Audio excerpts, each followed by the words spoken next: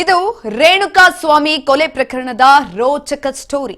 ಪ್ರಕರಣದ ಟ್ರಯಲ್ನಲ್ಲಿ ಮತ್ತೊಂದು ಟ್ವಿಸ್ಟ್ ಕೂಡ ಸಿಕ್ಕಿದೆ. ಕೊಲೆ ಪ್ರಕರಣದಲ್ಲಿ ಪೊಲೀಸರು ಮಾಡಿದ್ರ ಮತ್ತೊಂದು ಮಿಸ್ಟೇಕ್ ಅನ್ನುವಂತಹ ಪ್ರಶ್ನೆ ಇದೀಗ ಮೂಡ್ತಾ ಇದೆ. ಟ್ರಯಲ್ ನಡೀತಾ ಇತ್ತು.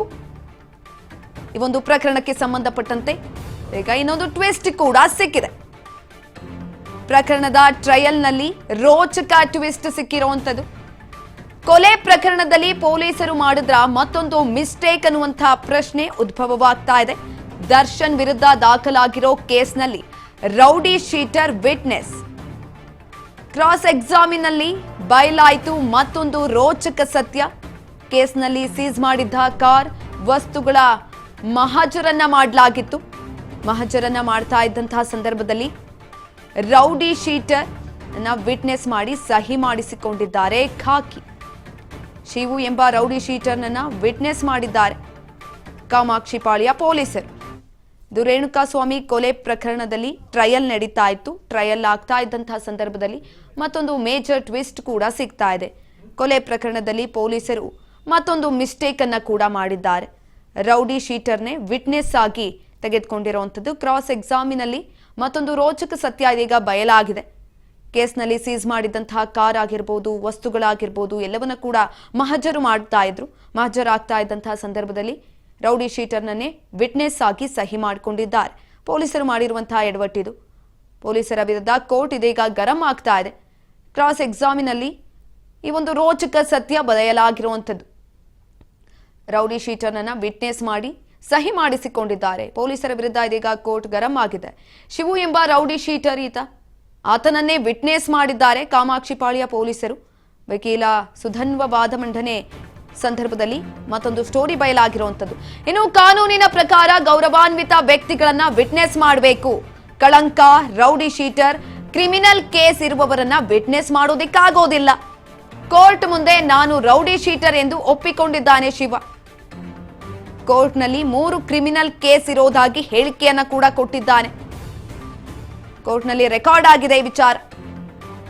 ವಿಟ್ನೆಸ್ ಹೇಳಿಕೆಯಿಂದ ತನಿಖಾಧಿಕಾರಿಗೆ ಮತ್ತೊಂದು ಸಂಕಷ್ಟ ಶುರುವಾಗಿದೆ. ಕಾನೂನಿನ ಪ್ರಕಾರ ಗೌರವಾನ್ವಿತ ವ್ಯಕ್ತಿಗಳು ಯಾರಿರ್ತಾರೆ, ಏನೂ ತಪ್ಪು ಮಾಡಿರಬಾರ್ದು, ಜೊತೆಯಲ್ಲಿ ಅವರ ವಿರುದ್ಧ ಯಾವುದೇ ರೀತಿಯಾದಂತಹ ಕೇಸ್ಗಳು ದಾಖಲಾಗಿರಬಾರ್ದು, ಅವರನ್ನ ವಿಟ್ನೆಸ್ ಆಗಿ ತೆಗೆದುಕೊಳ್ಬೇಕು. ಆದ್ರೆ ಪೊಲೀಸರು ಒಂದು ಎಡವಟ್ಟನ್ನ ಮಾಡಿದ್ದಾರೆ. ರೌಡಿ ಶೀಟರ್ ಹತ್ರನೇ ವಿಟ್ನೆಸ್ ಆಗಿ ಸಹಿಯನ್ನ ಹಾಕಿಸ್ಕೊಂಡಿರುವಂತದ್ದು. ಪೊಲೀಸರು ಮಾಡಿರುವಂತಹ ಈ ಒಂದು ಕೆಲಸಕ್ಕೆ ಕೋರ್ಟ್ ಇದೀಗ ಗರಂ ಕೂಡ ಆಗಿದೆ. ಕ್ರಿಮಿನಲ್ ಕೇಸ್ ಇದೆ, ಅದನ್ನ ಆತನೇ ಒಪ್ಕೊಂಡಿದ್ದಾನೆ. 3 ಕ್ರಿಮಿನಲ್ ಕೇಸ್ಗಳು ಆತನ ವಿರುದ್ಧ ದಾಖಲಾಗಿರುವಂಥದ್ದು. ಕೋರ್ಟ್ನಲ್ಲಿ ಕುರಿತಾಗಿ ಹೇಳಿಕೆಯನ್ನ ಕೂಡ ಕೊಟ್ಟಿದ್ದಾನೆ. ಅದು ರೆಕಾರ್ಡ್ ಕೂಡ ಆಗಿದೆ. ಈ ವಿಚಾರ ಕೋರ್ಟಿಗೆ ಗೊತ್ತಾದ ಮೇಲೆ ಕೋರ್ಟ್ ಪೊಲೀಸರನ್ನ ತರಾಟೆಗೆ ಕೂಡ ತೆಗೆದುಕೊಂಡಿದೆ. ಯಾಕಂತ ಅಂದ್ರೆ ನೀವು ಯಾರ್ಯಾರನೋ ಕರ್ಕೊಂಡ್ಬಂದು ವಿಟ್ನೆಸ್ ಆಗಿ ಸಹಿ ಮಾಡಿಸ್ಕೊಳ್ಳುವಂತಿಲ್ಲ. ಹಾಗಾದ್ರೆ ಯಾಕೆ ನೀವು ಟ್ರಯಲ್ ಮಾಡ್ತಿದ್ದೀರಾ? ಯಾಕೆ ಸ್ಥಳ ಮಹಜರನ್ನ ಮಾಡ್ತಿದ್ದೀರಾ? ಕೊಲೆ ಆರೋಪಿಯನ್ನ, ಒಬ್ಬ ರೌಡಿ ಶೀಟರ್ ಅನ್ನ, ಕ್ರಿಮಿನಲ್ ಕೇಸ್ನಲ್ಲಿ ಇರೋನ್ನ ನೀವು ವಿಟ್ನೆಸ್ ಆಗಿ ಕನ್ಸಿಡರ್ ಮಾಡ್ತೀರಾ ಅಂತ ಅಂದ್ರೆ ಏನ್ ಬಂತು ಪ್ರಯೋಜನ? ಇದ್ರ ಬಗ್ಗೆ ಹೆಚ್ಚಿನ ಮಾಹಿತಿಯನ್ನ ತಿಳ್ಕೊಳ್ತಾ ಹೋಗೋಣ. ನಮ್ಮ ಪ್ರತಿನಿಧಿ ಶಿವು ಸಂಪರ್ಕದಲ್ಲಿದ್ದಾರೆ. ಶಿವು, ರೇಣುಕಾ ಸ್ವಾಮಿ ಕೊಲೆ ಪ್ರಕರಣದಲ್ಲಿ ಮತ್ತೊಂದು ರೋಚಕ ಟ್ವಿಸ್ಟ್ ಕೂಡ ಸಿಕ್ಕಿರುವಂತದ್ದು. ಈ ಪೊಲೀಸರು ಮಾಡಿರುವಂತಹ ಎಡವಟ್ಟಿಗೆ ಕೋರ್ಟ್ ಕೂಡ ಗರಂ ಆಗಿದೆ. ಹೆಚ್ಚಿನ ಮಾಹಿತಿ ಕೊಡೋದಾದ್ರೆ. ಸುಕನ್ಯಾ, ಏನು ರೇಣುಕಾ ಸ್ವಾಮಿ ಕೊಲೆ ಪ್ರಕರಣ ವಿಚಾರಣೆ ನಡೀತಾ ಇದೆ. ಈಗಾಗಲೇ ಸಾಕ್ಷಿಗಳನ್ನು ವಿಚಾರಣೆ ಮಾಡಲಾಗ್ತಾ ಇದೆ. ಸಂಪೂರ್ಣವಾಗಿ ಕ್ರಾಸ್ ಎಕ್ಸಾಮಿನೇಷನ್ ಮಾಡ್ತಾ ಇರುವಂತದ್ದು. ಆ ವೇಳೆಯಲ್ಲಿ ಸುಧನ್ವ ವಕೀಲರು ರೇಣುಕಾ ಸ್ವಾಮಿ ಕೊಲೆ ಆರೋಪಿಗಳಲ್ಲಿ ಕೆಲವರು ಪರವಾಗಿ ವಕಾಲತ್ತು ವಹಿಸಿರುವಂತ ಸುಧನ್ವ ಅವರು ಈ ಒಂದು ಅಂಶಗಳನ್ನ ಉಲ್ಲೇಖ ಮಾಡಿ ವಾದವನ್ನ ಮಂಡನೆ ಮಾಡಿರುವಂತದ್ದು. ಅಂದ್ರೆ ಒಂದು ಕಾರು ಸೀಸ್ ಮಾಡ್ಕೊಂಡಿದ್ದಂತ ವೇಳೆಯಲ್ಲಿ, ತನಿಖಾಧಿಕಾರಿ ಕಾರ್ ಸೀಸ್ ಮಾಡ್ಕೊಂಡಿದ್ದಂತ ವೇಳೆಯಲ್ಲಿ ಮಹಜರ್ ಮಾಡುವಂತ ಸಂದರ್ಭದಲ್ಲಿ ಯಾರು ಎದುರುಗಡೆ ಮಹಜರ್ ಮಾಡಲಾಯಿತು, ಸಾರ್ವಜನಿಕರ ಎದುರುಗಡೆ, ಯಾವ ವ್ಯಕ್ತಿ ಎದುರುಗಡೆ ಮಹಜರ್ ವಿಟ್ನೆಸ್ ಅಂತೇಳಿ ಕರೀಲಾಗುತ್ತೆ. ಆ ಮಹಜರ್ ವಿಟ್ನೆಸ್ ಸಂಬಂಧಪಟ್ಟಂತೆ ಈಗ ರೌಡಿ ಶೀಟರ್ ಒಬ್ಬರನ್ನ ಸಹಿ ಹಾಕಿಸ್ಕೊಂಡಿರುವಂತದ್ದು. ಆ ಅಂಶದ ಆಧಾರದ ಮೇಲೆ ವಾದ ಮಂಡನೆಯನ್ನು ಮಾಡಿರುವಂತದ್ದು. ರೌಡಿ ಶೀಟರ್ ಶಿವು ಅಂತಕ್ಕಂಥವನು, ಆತನ ಮೇಲೆ ಕ್ರಿಮಿನಲ್ ಕೇಸ್ಗಳು ಕೂಡ ಇದೆ. ಅಂಥವ್ರನ್ನ ನೀವು ಮಹಜರಲ್ಲಿ ಸಾಕ್ಷಿ ವಿಟ್ನೆಸ್ ಆಗಿ ನೀವು ಹೇಗೆ ಹಾಕಿಸ್ಕೊಂಡ್ರಿ ಅನ್ನುವಂಥದ್ದು. ಮತ್ತೆ ಈ ರೀತಿಯಾಗಿ ಒಂದು ಸಾರ್ವಜನಿಕವಾಗಿ ಒಂದು ಗೌರವ ಇಟ್ಕೊಂಡಿರ್ತಕ್ಕಂಥ ವ್ಯಕ್ತಿಗಳನ್ನು ನೀವು ವಿಟ್ನೆಸ್ ಮಾಡ್ಕೊಳ್ಬೇಕಾಗುತ್ತೆ. ಆದ್ರೆ ಇಂಥ ರೌಡಿ ಎಲಿಮೆಂಟ್ಸ್ ಅನ್ನ, ಕ್ರಿಮಿನಲ್ ಗಳನ್ನ ನೀವು ವಿಟ್ನೆಸ್ ಮಾಡ್ಕೊಂಡ್ರೆ ಹೇಗೆ ಅನ್ನುವಂಥದ್ದನ್ನು ನಿನ್ನೆ ವಿಚಾರಣೆ ವೇಳೆಯಲ್ಲಿ ಗರಂ ಆಗಿದ್ದಂಥದ್ದು ಕೂಡ ಕೋರ್ಟ್.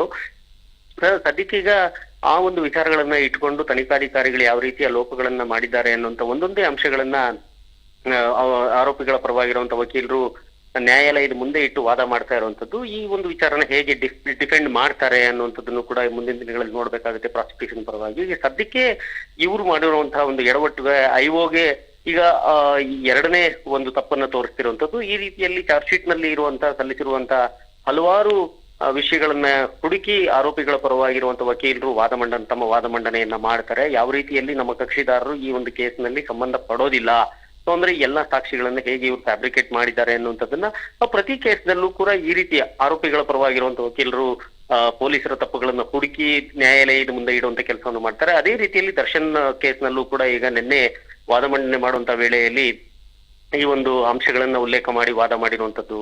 ಸುಕನ್ಯಾ, ಶಿವು, ಒಂದ್ ಕಡೆನಲ್ಲಿ ಸ್ಥಳ ಹಾಜರಾಗ್ತಾ ಇದೆ, ಇನ್ನೊಂದ್ ಕಡೆನಲ್ಲಿ ಟ್ರಯಲ್ ಆಗ್ತಾ ಇದೆ. ಈ ಒಂದು ಸಂದರ್ಭದಲ್ಲಿ ಪೊಲೀಸರು ಮಾಡಿರುವಂತಹ ಈ ಮಿಸ್ಟೇಕಿಗೆ ಕೋರ್ಟ್ ಕೂಡ ಗರಂ ಆಗಿರುವಂತದ್ದು. ಯಾವ ಆಕ್ಷನ್ ಗಳನ್ನ ತೆಗೆದುಕೊಳ್ಬಹುದು? ಯಾಕಂತ ಅಂದ್ರೆ ಯಾರೋ ಕ್ರಿಮಿನಲ್ ಕೇಸ್ ಇರೋಂಥವ್ರನ್ನ ಅಥವಾ ಆ ಪ್ರಕರಣಗಳು ಇವರ ವಿರುದ್ಧ ದಾಖಲಾಗಿರುವಂತವ್ರನ್ನ, ರೌಡಿ ಶೀಟರ್ನ ನೀವು ಅವರ ಹೇಳಿಕೆಯನ್ನ ಪಡೆದುಕೊಂಡು ಸಾಕ್ಷಿದಾರರಾಗಿ ಕನ್ಸಿಡರ್ ಮಾಡ್ತಾರೆ ಅಂತ ಅಂದ್ರೆ ಪೊಲೀಸರೇ ಅವ್ರ ವಿರುದ್ಧ ಯಾವ ಕ್ರಮಗಳನ್ನ ತೆಗೆದುಕೊಳ್ಬಹುದು?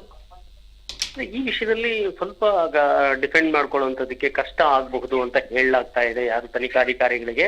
ಈ ಹಿಂದೆ ಅವ್ರು ಪ್ರೆಸೆಂಟ್ ಮಾಡಿದಂತ ಮೊಬೈಲ್ ಸೀಸ್ ಮಾಡ್ಕೊಂಡಂತ ವೇಳೆಯಲ್ಲಿ ಬೇರೆ ಕಡೆ ಮೊಬೈಲ್ ಸೀಸ್ ಮಾಡ್ಕೊಳ್ತಾರೆ. ಆದ್ರೆ ಕಾಮಾಕ್ಷಿಪಾಳ್ಯ ಪೊಲೀಸ್ ಠಾಣೆಯಲ್ಲಿ ಮೊಬೈಲ್ ಅನ್ನ ಸೀಸ್ ಮಾಡ್ಕೊಂಡ್ವಿ ಆರೋಪಿಗಳದ್ದು ಅಂತ ಹೇಳ್ತಾರೆ. ಆದ್ರೆ ಅದರ ನೆಲಹಾಸು ಬೇರೆ ತರ ಇದೆ ಅನ್ನುವಂಥದ್ದನ್ನ ಮುಂದೆ ಇಟ್ಟಿದ್ರು. ಆ ವಿಚಾರಕ್ಕೆ ಸಂಬಂಧಪಟ್ಟಂತೆ ಡಿಫೆಂಡ್ ಕೂಡ ಮಾಡ್ಕೊಂಡಿದ್ರು. ನಾವು ಕಾಮಾಕ್ಷಿಪಾಳ್ಯ ಪೊಲೀಸ್ ಠಾಣೆಯಲ್ಲೇ ಮಾಡಿದ್ದು. ಅದು ಯಾಕೆ ಅಂತ ಹೇಳಿದ್ರೆ ಮೇಲ್ಗಡೆ ಫಸ್ಟ್ ಫ್ಲೋರ್ ನಲ್ಲಿ ಇರುವಂತಹ ಒಂದು ನೆಲಹಾಸು ಏನಿದೆ ಅದು ಟೈಲ್ಸ್ ಆಗಿದೆ, ಇವರು ತೋರಿಸ್ತಿರುವಂತದ್ದು ಕೆಳ ಮಹಡಿಯಲ್ಲಿ ಇರ್ತಕ್ಕಂಥದ್ದು ಅಂತ ಹೇಳಿ. ಆದ್ರೆ ಈಗ ಈ ಒಂದು ಪ್ರಕರಣ ಹೇಗೆ ಡಿಫೆಂಡ್ ಮಾಡ್ಕೊಳ್ತಾರೆ ಅನ್ನೋದನ್ನು ಕಾದ್ ನೋಡ್ಬೇಕಾಗುತ್ತೆ. ಯಾಕಂದ್ರೆ ಕೋರ್ಟ್ ಕೂಡ ಗರಂ ಆಗಿರುವಂತದ್ದು. ಹಜರ್ ವೇಳೆಯಲ್ಲಿ ನೀವು ಸಹಿ ಹಾಕಿಕೊಂಡಿರುವಂತ ವ್ಯಕ್ತಿಯ ಹಿಸ್ಟ್ರಿ ನೋಡಿದ್ರೆ ಅಥವಾ ಕ್ರಿಮಿನಲ್ ಇದ್ದಾನೆ ಅಥವಾ ರೌಡಿ ಶೀಟರ್ ಇದ್ದಾನೆ ಅಂತ ವ್ಯಕ್ತಿಗಳನ್ನ ನೀವು ಈ ಕೇಸ್ ನಲ್ಲಿ ಹೇಗೆ ವಿಟ್ನೆಸ್ ಮಹಜರ್ ವಿಟ್ನೆಸ್ ಅಂತ ಮಾಡ್ಕೋತೀರಾ ಅನ್ನುವಂಥದ್ದನ್ನ ಕೇಳಿದ್ರು. ಈಗ ಅದಕ್ಕೆ ಸಂಬಂಧಪಟ್ಟಂತೆ ಹೇಗೆ ಡಿಪೆಂಡ್ ಮಾಡ್ತಾರೆ, ಇದೇನಾದ್ರು ಡಿಪೆಂಡ್ ಮಾಡ್ಕೊಳ್ಳಿಕ್ಕೆ ಸಾಧ್ಯ ಇಲ್ಲ. ಅಂದ್ರೆ ನೆನ್ನೆ ಹೇಳಿರುವಂತದ್ದು ಇಲ್ಲ, ನಾನು ಈ ವ್ಯಕ್ತಿ ಹೇಳಿಕೆ ಕೊಡುವಾಗ ನನಗೆ ಗೊತ್ತೇ ಇಲ್ಲ ಅಂತ ಹೇಳಿ ಕೂಡ ಹೇಳಿರ್ತಾರೆ.